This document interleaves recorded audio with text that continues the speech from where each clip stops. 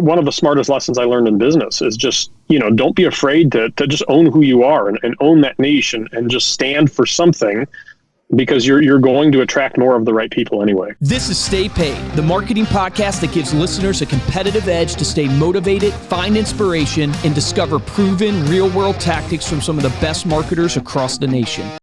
Welcome to another episode of Stay Paid. I'm Joshua Stike along with Luke Acree, and our guest today is Alex Bracke. Alex is an award-winning real estate agent, speaker, and coach in Northern Virginia. As the owner of Valor Group real estate team, he sold over $250 million in real estate in the last 9 years. In addition to his real estate business, Alex is heavily involved in the law enforcement community, having spent 10 years in law enforcement, and works with both Paws of Honor and his own home buying program, which we'll get into later here, called Homes for Cops. Alex, welcome to Stay Paid. Thanks for being here. Absolutely, guys. Thanks for having me. Alex, man, excited to have you on. First off, thank you for your service in the police. Really appreciate that, and all of our police officers and people who serve out there. Really appreciate that. I'm excited to interview you. I met you at a brand building event and put on by the Dwellers Group in Virginia, I guess Vienna, Virginia, and was able to speak there. You were speaking there as well, and I was hearing you talking, and I was like, man, I got to get this guy on the show. One is, I think you've done a fantastic job leaving one career and going to another and leveraging that. I think a lot of people fail to leverage their career. So I want to pick your brain there. And then also you do this cold calling, like objection handling type night. So you become, I actually signed up to get your video for objection handling. So I can't wait to actually dive into that more and get more of those resources. Maybe we can plug it here on the show so people can find it. But if you can share just a little bit of your story, being a police officer and then going into real estate, why did you make that transition and how did you successfully leave that career and go into real estate like you have? Yeah. So again, thanks for having me, guys. Super excited to be part of the podcast here. So I did. I was in law enforcement for almost 10 years, and I came to a point where I realized, for a lot of reasons, that I never anticipated that I wouldn't retire as a cop. But I suddenly one day found myself realizing that wasn't going to happen, and so then I started looking to, like, okay, if there was never a plan B, right? That was always what it was going to be. And so I started looking for, like, what in the world am I going to do with my life, right? If I'm not going to be a cop, then what?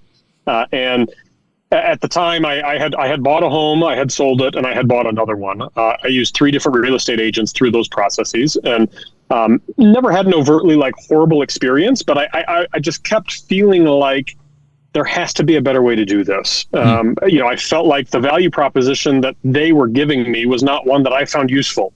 They were still trying to be the one that was finding the home for me. In the advent of all the third-party sites that we know about, the Zillows, the Realtor.coms, and whatever, that wasn't a problem I needed solved. I had access to what was coming on market. I needed a different value proposition. And so that was when I started wondering, like, gosh, I wonder if there's a place for somebody like me, right? That was maybe a little bit younger than the average, at least at the time anyway, a little younger than the average real estate agent, and, maybe a little bit more tech savvy. And so I started doing some reading and found out that, there was kind of this gaping hole in the real estate market for, I think, somebody like me.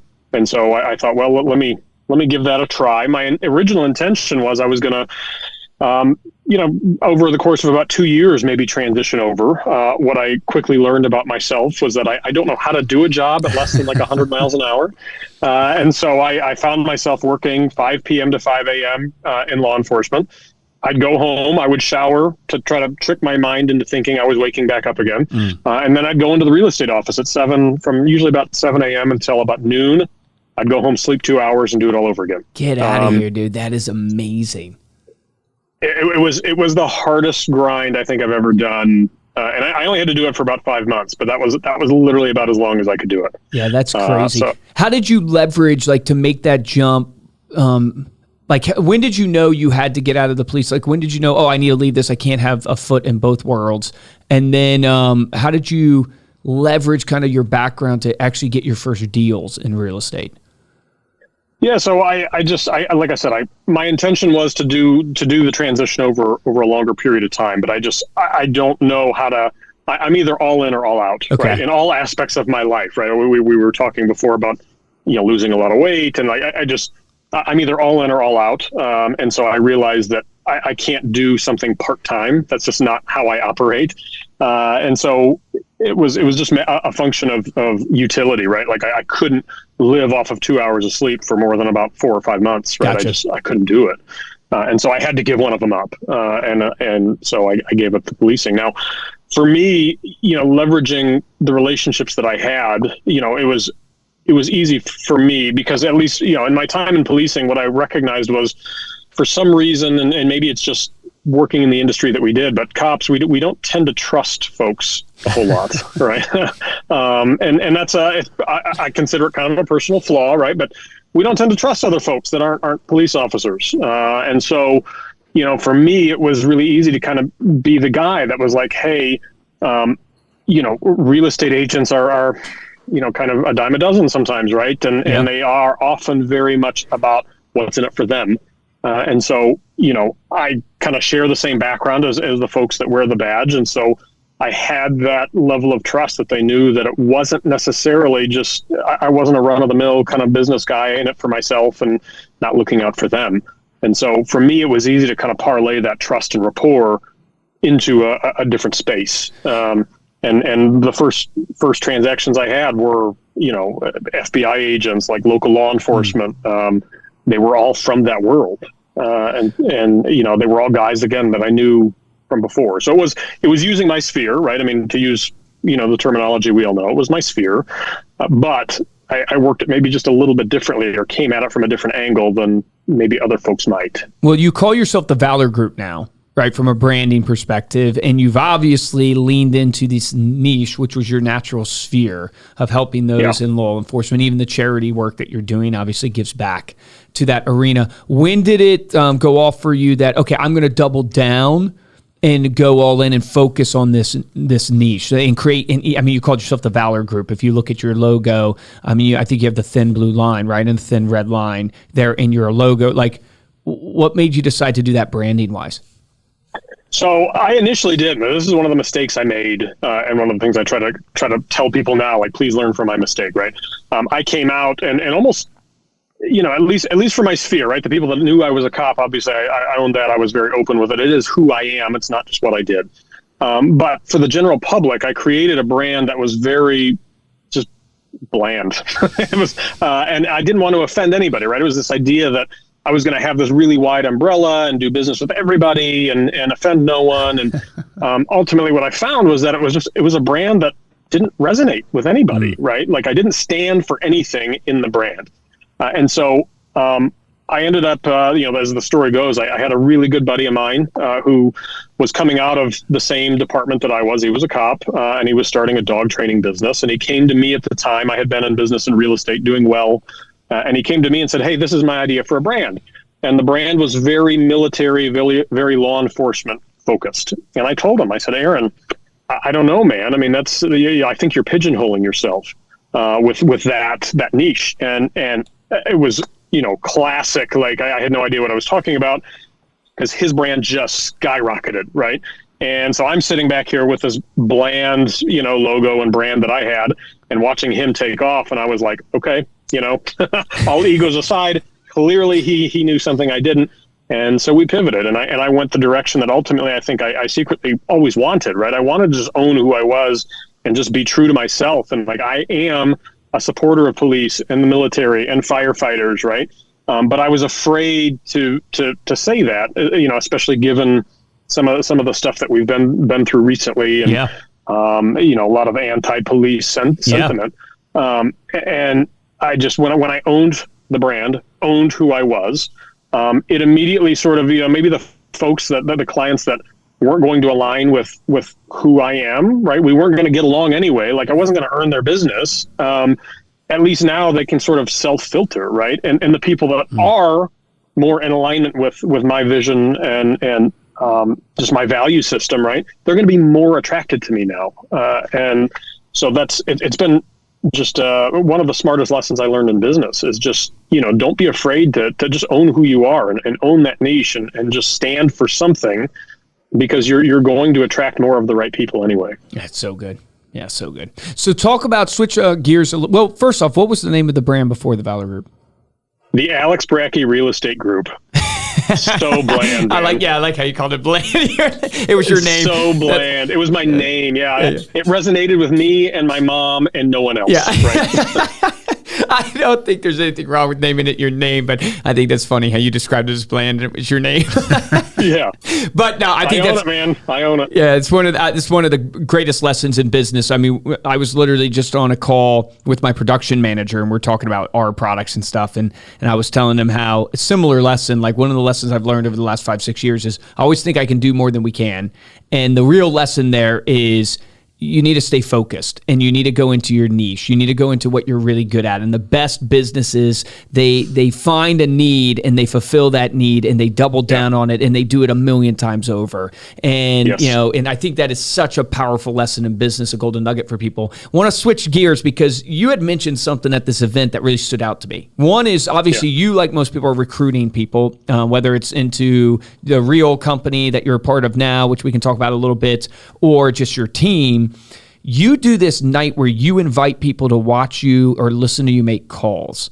And you also invite them to make calls at I guess, your office or whatever. And you have this whole objection handling that you help people with. Can you explain that a little bit and what that's done for your business? Yeah, so I recognized, look, when I was a cop, I talk about the fact that, as a cop working midnights, right, I was very busy and good at what I did. But in doing that, you're either going to have to fight a lot, because I'm dealing with folks that maybe are on drugs, they're drunk or whatever, right? So you're either going to fight a lot or you're going to get really good at talking. And I was getting older, and so I certainly needed to get better at talking than fighting. And so that was an easy thing then for me to parlay into business, right? Is if I can connect and build rapport really quickly just through the spoken word, well, that's really helpful in business, right? And so that's a skill that I had honed already well before I ever got into business, was handling objections. Sometimes really crazy things happen in the policing realm, as you might imagine, and you got to be ready to handle that on a moment's notice, on the fly, right? You don't have time to go back and think about, gee, what should I say or do here? And so using that in business then has become very, very helpful and helped make me successful. Now, luckily in business, what I recognized pretty early on was when we're working with clients, whether it's a home buyer, a home seller, whatever the case may be, an expired, there's only a limited number of objections that they can give, right? It's not infinite. And so once you understand what all the objections are, you can sort of then in advance develop what are the best handlers for those objections. And so I think a lot of times people in business, not just in real estate, but whatever their business is, I think sometimes they don't sit down and just start to choreograph this out, right? I mean, it really is just as simple as, hey, if you're meeting with a client, start writing down all the objections you're hearing, and eventually you're going to start repeating, right? There's only so many of them that exist. And so for me, I kind of took just a very scientific approach to it. Like, I just want to find out what they all are. And then I want to sit down and brainstorm, what are all the different ways that I could handle this? Let's try each one, which ones are working well, which ones aren't, and just hone in that way. And it was really the same exact thing I did in policing. It was no different.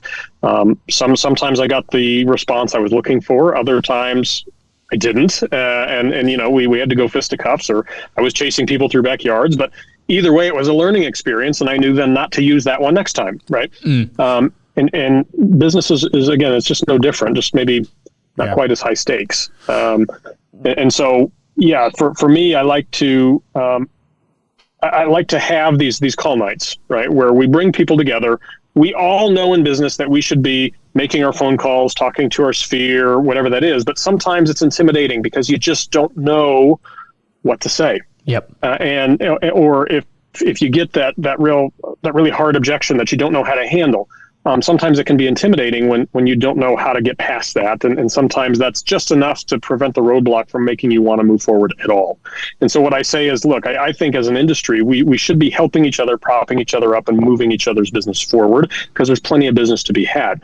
And so for me, that's part of how I like to give back, is let's have these call nights where we can come in, we can do some script practice if that's what you want to do. We can work on handling these objections. Again, there's a finite number of them. Or if folks are ready, just dive right in and just start making phone calls, because that's what this is all about. And you've got somebody there. I mean, I'm not going to say that I'm the be all end all professor of objection handling and whatever, but I'm probably better than average. And, there's somebody there that can help and has probably heard that objection before and has a way to work through it. Can you give an example, kind of walk us through, give the audience maybe a sneak tease of what's maybe one of your top objections that you go through? How do you then handle that from overcoming the objection?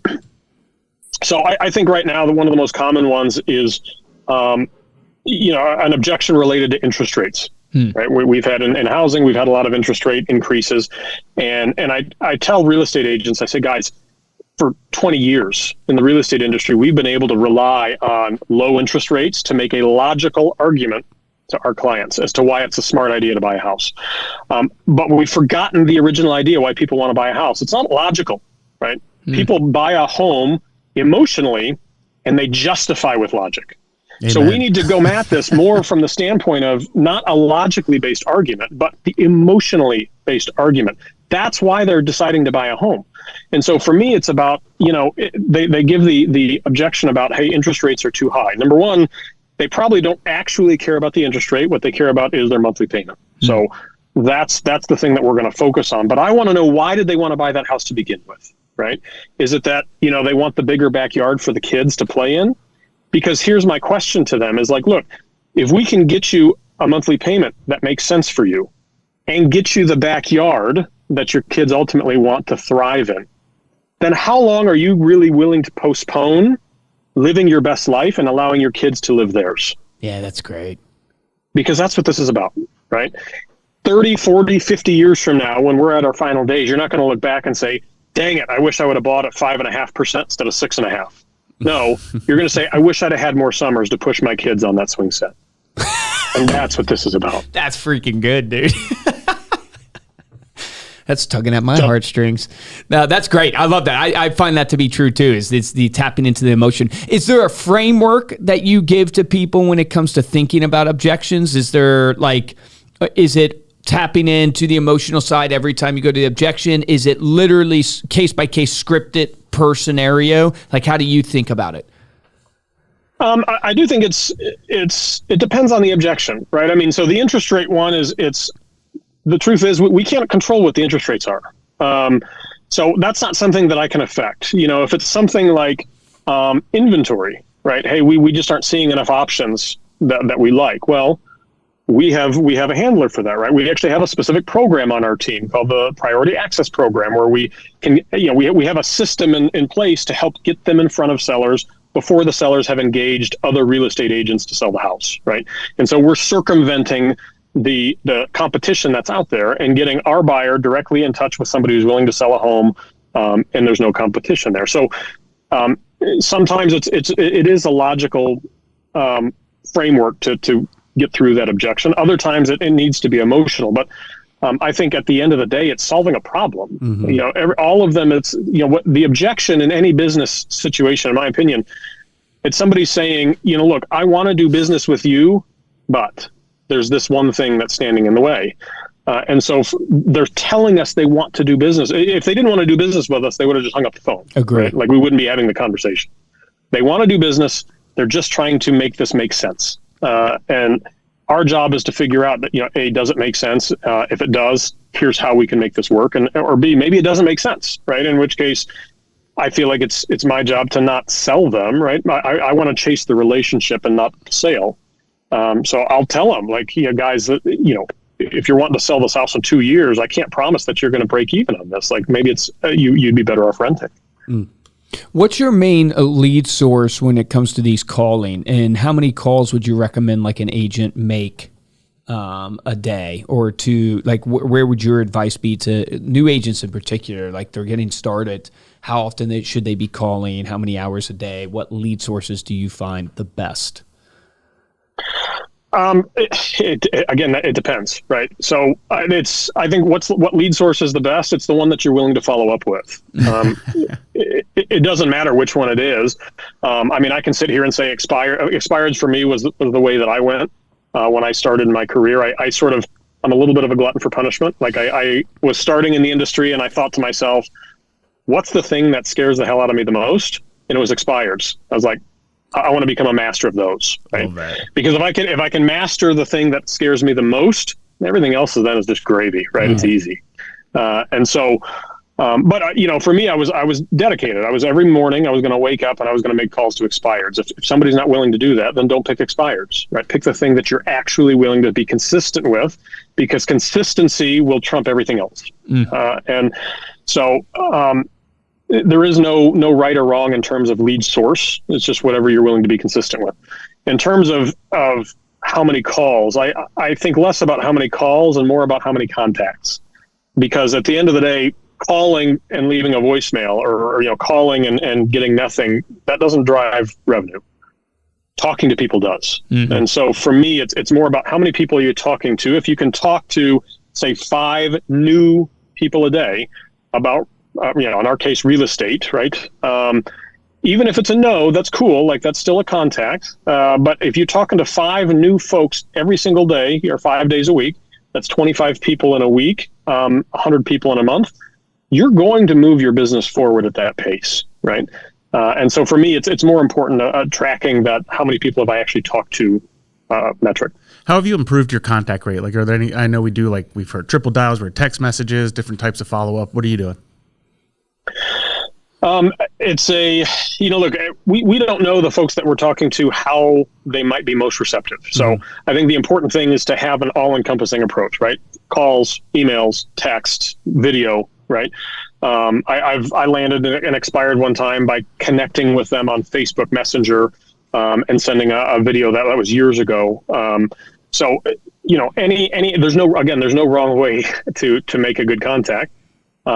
I think if you're focused exclusively on texting, you're going to leave out a whole lot of people. If you're focused exclusively on calling, you're going to leave out a whole lot of people. So we try to focus on automating the things that we can automate, texting, emailing, right? We don't need to actually spend manual hours doing that. What I can't automate are phone calls. So for me, we have the automation in place in our business on the Valor Group, where our agents don't have to be focused on emailing and texting, because the automation will do that for them for the most part. But they do have to manually make those calls still.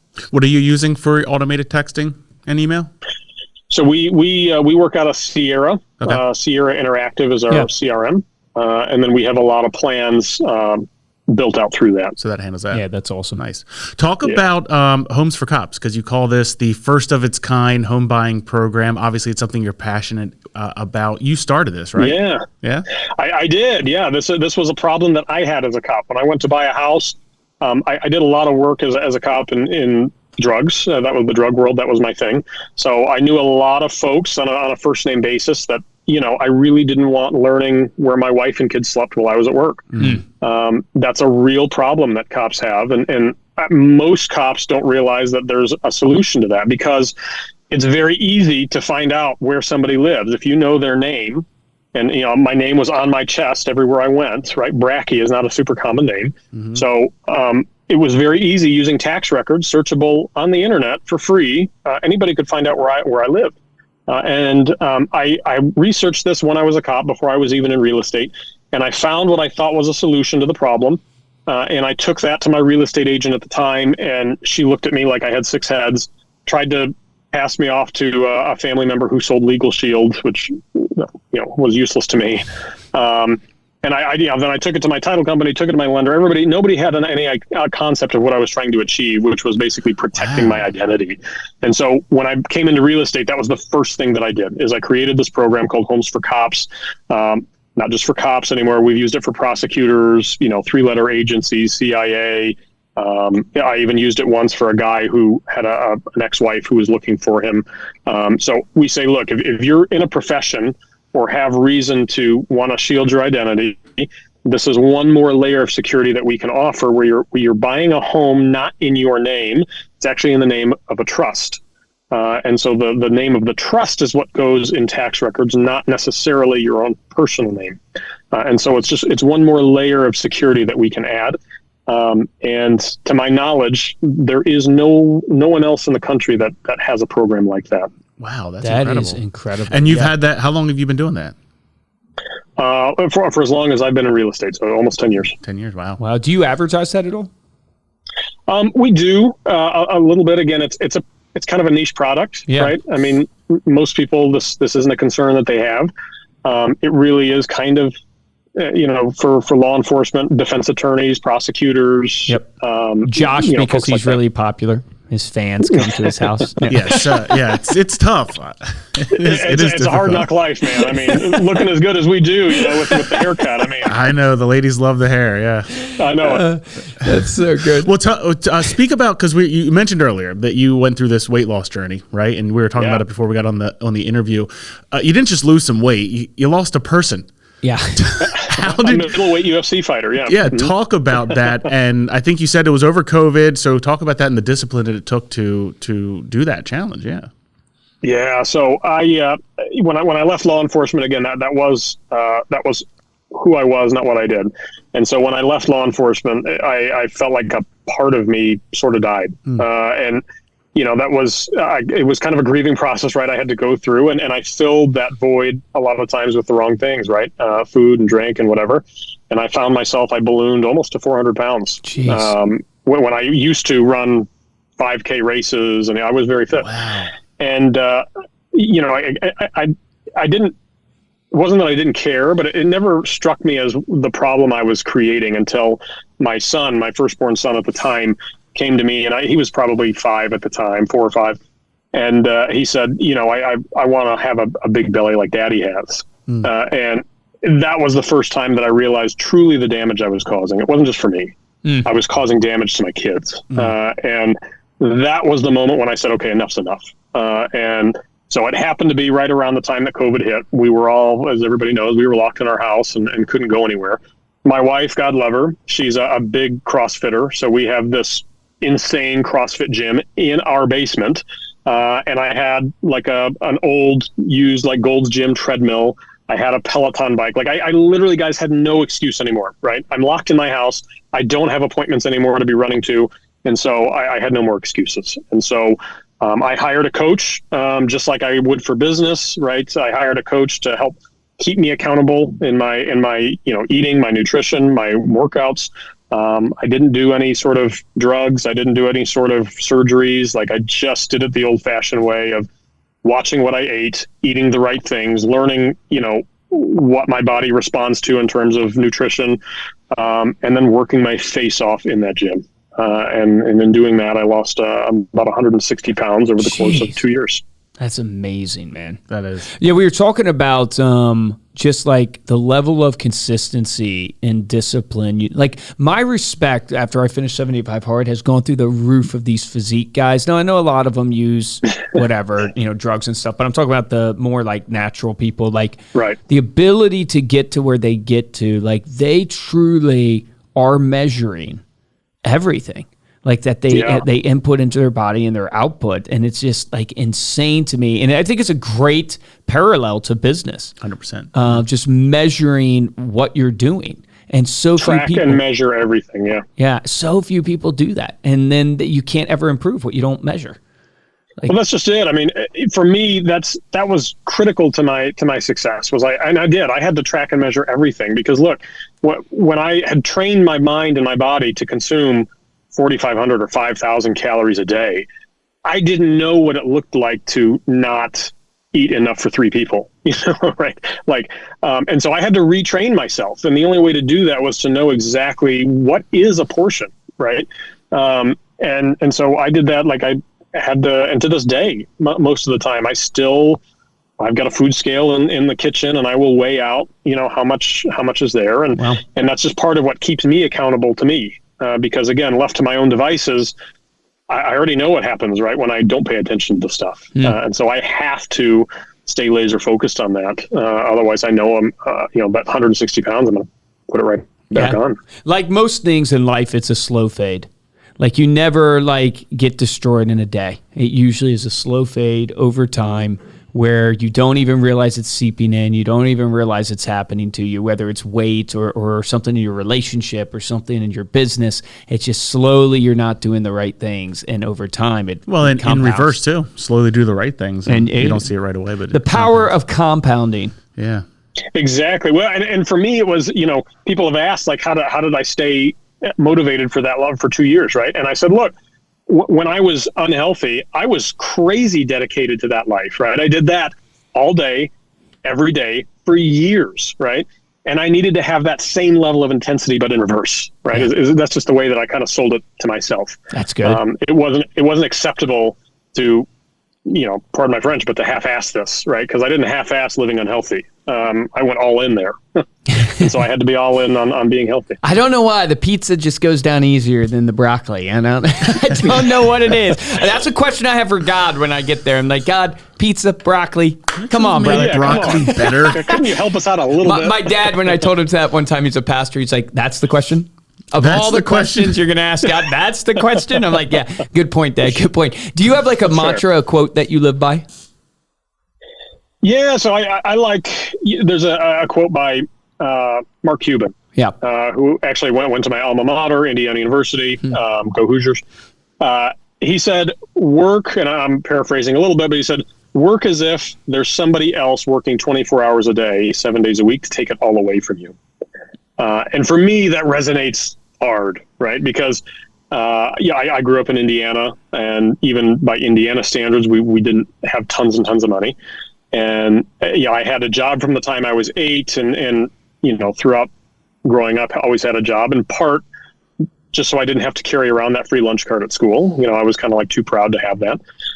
And so this industry, business, has been very good to me, and it's given me a life that I literally never thought real people lived. So for me, there is always that nagging, like in the back of my mind, like waiting for the other shoe to drop, right? Waiting, I'm going to end up going back to the life where I don't know how we buy food or, something like that. And I never want to go back there. And so him saying that, I do believe, look, there's entire industries, again, disruptors that are looking to win my clients over from me. And so it resonates with me that I need to be, it doesn't matter how successful I was last year, that I sold $250 million in real estate. None of that matters, right?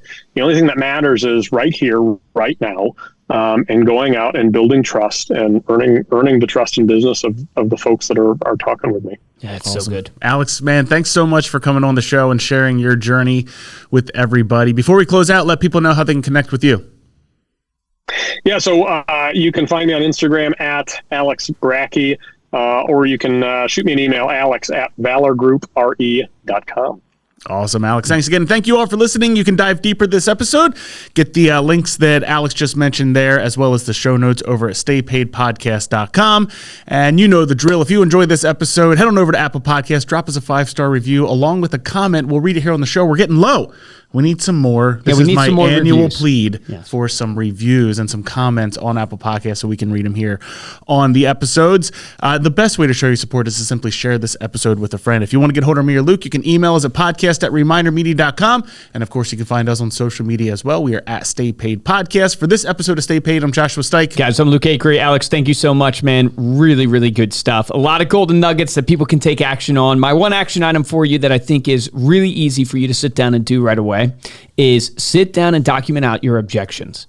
Because I think that will teach you, like Alex is saying, that you'll realize that, wow, these objections, there's not an infinite number of them. And then ask yourself, do you have a way you're handling each of these objections? And just like an athlete trains, just like an actor trains, just like every professional trains, you're a professional real estate agent, you're a professional insurance agent, you're a professional financial advisor, whatever industry you're in. If you want to be the professional, you got to show up, right? And just like you have to put in consistency for your weight loss and your health, you got to put in the consistency for your objection handling training. Take some time today and document out your objections. Remember, the difference between top producers and mediocre producers in every single business is top producers take action. Take action on that today.